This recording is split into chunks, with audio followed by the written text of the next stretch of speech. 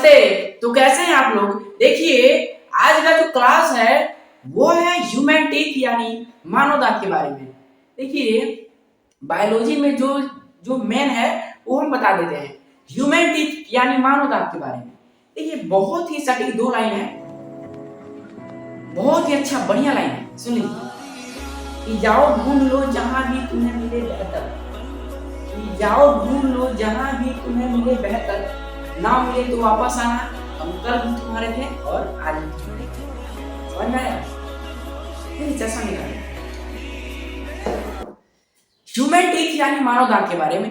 देखिए, इसमें आपको अच्छा तरीका से, देखिए हम तो कभी नहीं बोलते हैं कि हम पढ़ाते हैं, हम तो समझाते हैं। देखिए, बुक आपको जाइए ना खरीद लीजिए, बाजार में किलो के भाव से मिलता है।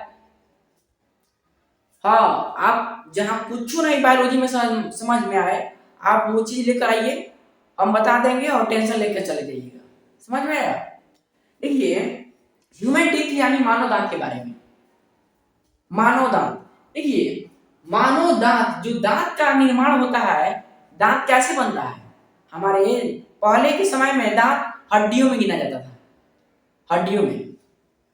तो दांत का निर्माण किससे होता है? तो कठोर हार्ड टिश्यू से, कठोर ऊतक से इसका निर्माण होता है। दांत का निर्माण जो होता है वो बहुत ही कठोर ऊतक से होता है। अब देखिए, सेकंड जो है, दांत का अध्ययन क्या है? दांत का अध्ययन ओडोंटोलॉजी। क्या है? ओडोंटोलॉजी। देखिए, दांत का सबसे ज्यादा क्षति किससे होता है? दांत का सबसे ज्यादा क्षति किससे होता है? तो सबसे ज्यादा क्षति फ्लोरीन गैस से होता है, क्योंकि जब हमारे दांत पे फ्लोरीन गैस यूज हो गया तो समझिए दांत झड़ने लगेगा, दांत झड़ने लगेगा। अभी के समय में क्या है कि लोग स्प्राइट, कोको कोला ये सब पीने से दांत हमारा कभी नहीं गलता है। जब इंसान मर जाता है तो दांत नहीं गलता है, जब आदमी जल जाता है दांत नहीं जलता है। और कोका कोला से ये क्या करता है? दांत को सॉल्युबल कर देता है, दांत को घुलनशील कर देता है, गला देता है। अब लोग क्या, एक शौकीन हो गया है, लोग Sprite, Coca Cola, Thums Up अब नया नया आ रहा है, ये सब मत पीजिए, सब क्या है? वेस्ट चीज है। तो दांत का सबसे ज्यादा क्षति किससे होता है? फ्लोरीन गैस से। फ्लोरीन गैस से। देखिए, कोको कोला और स्प्राइट और थम्स अप इस सब का यूज कभी मत करिए, क्योंकि ये वही जगह के लिए यूज हो जहां ये इसका मतलब कोई जरूरत है। ये हमारे इंडिया में लोग शौकीन से पीते हैं। अब देखिए, दांत का सबसे ज्यादा क्षति जो होता है वो होता है फ्लोरीन गैस से। फ्लोरीन गैस अगर यूज हो गया हमारे दांत में तो दांत क्या होता है? झड़ने लगता है। और दांत का बाहरी भाग क्या है? देखिए, ये हमारे दांत का स्ट्रक्चर है।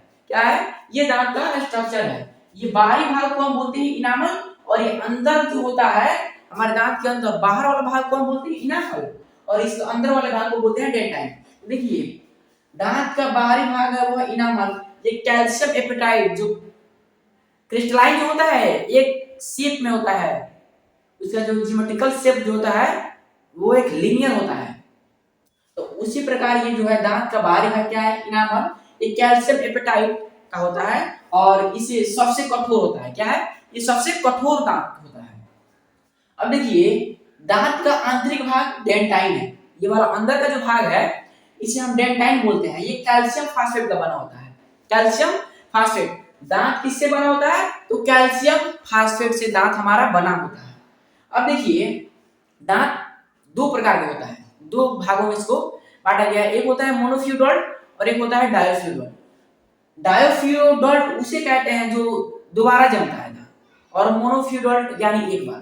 तो देखिए, दूध के दांत जो है ये 12 वर्ष की आयु में टूट जाते हैं। इसे हम दूध के दांत को क्या बोलते हैं? डायोफ्यूडोल्ट कहते हैं। डायोफ्यूडोल्ट यानी दोबारा जमता है। दूध के दांत जो है इसकी संख्या होती है 20। 12 वर्ष की आयु में बच्चों की दांत देखिएगा वो होता है 20, और वो जैसे वो वैसे दांत जो दोबारा निकलते हैं उन्हें दूध के दांत कहते हैं। दूध के दांत की संख्या कितनी होती है? 20। अब देखिए, अब क्वेश्चन आता है कि मानव को पूरे जीवन काल में कितने दांत होते हैं? 20 ये हो गया, और 32 जो दोबारा जमता है वो हो गया। तो 20 और 32 कितना हो गया? 52। मानव के पूरे जीवन काल में कितने दांत होते हैं? तो 52 दांत होते हैं। अब देखिए, हम दांतों के प्रकार समझते हैं। आप इसको स्क्रीनशॉट ले लीजिए। अब देखिए दांतों का प्रकार समझते हैं, दांत कितने प्रकार का होता है। देखिए दांत जो है बेसिकली 4 प्रकार का होता है, 4 प्रकार का होता है। ये क्या होता है बेसिकली 4 प्रकार का होता है। How many types of teeth, दांत कितने प्रकार का होता है, तो there are 4 types of teeth. दांत जो है वो बेसिकली 4 प्रकार का होता है। देखिए कौन कौन, सबसे पहला जो है वो है इंसीजर। इंसीजर यानी कृंतक। अब इंसीजर किसे कहते हैं, ये वाला दांत जो है ना, ये सामने वाला 4 गो, इसे हम इंसीजर कहते हैं। ये क्या करता है, यह भोजन को काटता है। क्या करता है, ये भोजन को, ये वाला दांत जो दिखाई दे रहा है आपको, ये वाला 4 ठो, ये भोजन को काटता है, इंसीजर इसे कहते हैं। ये क्या करता है, ये भोजन को काटता है और इसे हम नोज टीथ भी कहते हैं। नोज टीथ क्यों कहते हैं, क्योंकि ये नाक के जस्ट सामने होता है। अब कोई भौथड़ नाक नहीं है कि पूरा दांतें सब उसी में आ जाए, तो ये इंसीजर उसे नोज टीथ कहते हैं क्योंकि ये नाक के नीचे होता है चारों दांत। समझ में आया, तो इसे नोज टीथ कहते हैं। और इसकी संख्या जो है 4 ऊपर 4 नीचे 8 होता है, इनकी संख्या 8 होता है। अब देखिए सेकंड जो है, ये वाला जो है क्या है, इंसीजर है। 4 नीचे 4 ऊपर, ये कितनी संख्या हो गई, 8। अब सेकंड जो है वो है केनाइन। केनाइन यानी रत्न। ये क्या करता है, केनाइन जो ये शेर का दांत होता है, लंबा लंबा होता है, उसे हम केनाइन कहते हैं। ये भोजन को फाड़ता है। शेर जब देखिएगा किसी जानवर को अटैक करता है तो डायरेक्ट किससे, उसका जो ये केनाइन है ना वही फाड़ता है, गला फाड़ता है वही, तो उसे ये भोजन को फाड़ता है। और मांसाहारी जीवों में ये लंबा होता है। शेर को देखिएगा, शेर में जो ये केनाइन होता है ना बहुत ही लंबा लंबा होता है और ये भोजन को फाड़ता है। जैसे कोई जानवर को ऊपर पकड़ लिया तो फाड़ देगा। तो ये मांसाहारी जीवों में लंबा होता है और इसे आई टीथ कहते हैं। आई टीथ क्यों कहते हैं, क्योंकि ये आंख के सामने होता है। शेर को देखिएगा, जब उसके आंख के नीचे जस्ट ये केनाइन होता है। हम लोग का भी वही होता है केनाइन, क्योंकि मांसाहारी जीवों में ये लंबा होता है और हम लोग में थोड़ा छोटा होता है। ये जो है ये वाला ये केनाइन है, ये वाला केनाइन है। केनाइन यानी रत्न। ये क्या करता है, ये मांस को फाड़ता है और इसे आई टीथ बोलते हैं। और इनकी संख्या जो है 2 नीचे 2 ऊपर 4 संख्या है ये वाला केनाइन। ये भोजन को फाड़ता है, समझ में आया। और थर्ड जो है यह है प्रीमोलर यानी अग्र चौवन। अग्र मतलब अगला, अगला भागी यानी, देखिए ये भोजन को चबाता है। प्रीमोलर जो है, प्रीमोलर इसे कहते हैं, ये है प्रीमोलर। ये क्या करता है, ये भोजन को चबाता है। ये भोजन को चबाता है और ये बच्चों में नहीं होता है। प्रीमोलर जो है ना ये वाला बच्चों में नहीं होता है। प्रीमोलर बच्चों में नहीं। प्रीमोलर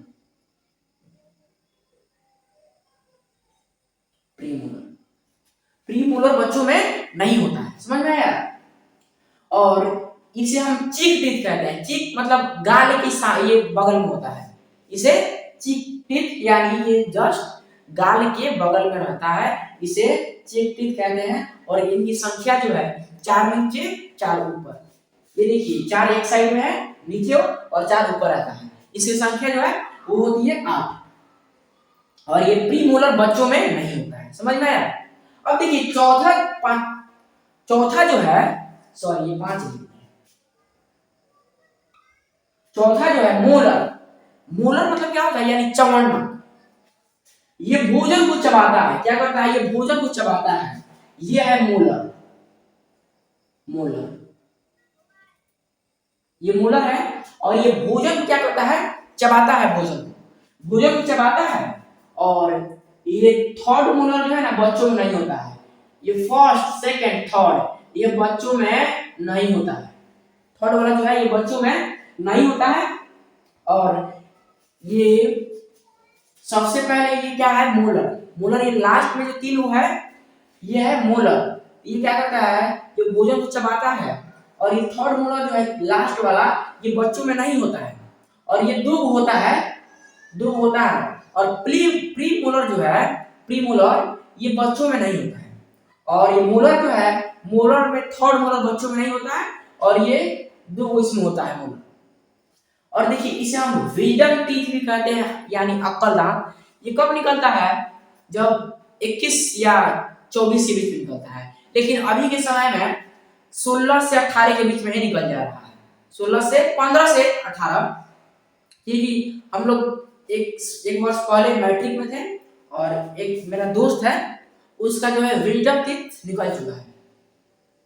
मतलब ये एवरेज पर डिपेंड करता है, वर्ष पर नहीं। तो क्या है विल्डम तीर्थ जो है ये लास्ट वाला ये निकलता है कब, जब 21 से 24 नहीं तो 15 से 16 वर्ष में निकल जाता है। तो इसे अपर याद करना है। और इनकी संख्या जो है 6 नीचे और 6 ऊपर 12 होती है। मोलर जो है 12 होती है। अब देखिए एक बार और देखिए इंसीजर, इंसीजर यानी कृंतक, ये भोजन को काटता है। ये सामने वाला जो है ना 4, ये वाला ये भोजन को काटता है, 4 ऊपर 4 नीचे, ये हो गया इंसीजर। ये नोज टीथ भी इसके कहते हैं, उसे कहते हैं। और ये केनाइन जो मांस को फाड़ता है, शेर के जो होता है आई टीथ बोलते हैं। और थर्ड जो प्रीमोलर, ये भोजन को चबाता है और बच्चों में नहीं होता है ये वाला, और इसे चेक टीथ कहते हैं।